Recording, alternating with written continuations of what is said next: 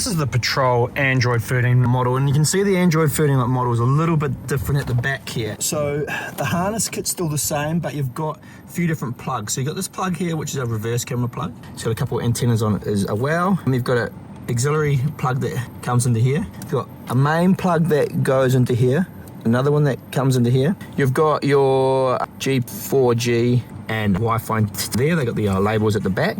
Now this customer had the issue that they weren't getting reverse camera, so they had this one here plugged in, but they needed the other one plugged in. So if you plug it in, you get no signal, or you get in the blue screen. If it's the blue screen, you got to turn off the 360 camera, like I just showed you before. If you're getting no signal, try the other RCA coming out, because if you actually followed this RCA pin back, you'd see 2 pins. Oh, there is pins in that plug too. You might just have to try it both, because obviously the camera feed is on this one in this car. So now that's all hooked up, that's fine. Just try both if you get no signal. So the HDMI box here in the Patrol should plug into the back of our head unit, into this box here, and then the AV1 will go into plug here. Now this label here should sell at monitors, and it's going to this big plug here. You can see it's a big, a wide plug, and that's what you're after. And then what you want to do is, then when you come home here and you go into like a movie, for example, actually you want to come into here first,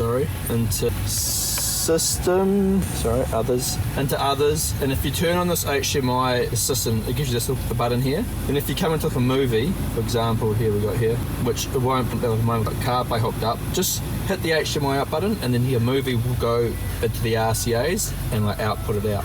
If you're finding you turn the volume on and it seems like it hits sort of 1 and it's quite noisy straight away, come into system here. Sorry, I'll go back so you know where you're at. Into system, setting guide, sound attention on. Now I put this to about 10, and then put this at 1 to 3. You can find what suits you best, and then you'll see if I turn it down now, it gets quite quiet as we go down. Then if you're like, well, I'm not getting the full max of volume, then what you can also do is come into here, sound gain, down to the other, and just turn this up a bit. So, and you can adjust it to get it to a sort of good level that you're happy with. So on the Patrol here, if you put it in your steering wheel controls aren't working, this is for the Android 13 model, just come into system here, system up here, scroll down to steering wheel settings, and you can see here your options here. Now you can learn whatever to whatever, but for example, sort of mode's a bit like sort of useless, because it's obviously it just does the old school one, so we normally put that to home or something. But for example, if I click on that mode, now it tells you press and hold the wheel, so I do this, I'm going to press and hold on this button, and you can see it said successful, then click save, and that source button now you can see does the mode option, which I don't want it to do. I'm going to get this source button to do the home option, because it's it's easy just to come back to the home screen and quickly tap an app. So we'll come back into here, and you can just override it by clicking that. Sort of touch and hold it on that again, and that you can see it's gone blue, so that means it's all good. Now you can do that for all the buttons you want. You can see these are your options you can do. So if any of those options are handy for you, you can do that, and just push save when you're done. If you're putting your car into reverse and you've got the factory cameras and you're getting a screen like this, that's incorrect. It's the aftermarket camera working there. So what we're going to do is come into here, system up here, factory settings, 7890, hit the tick box.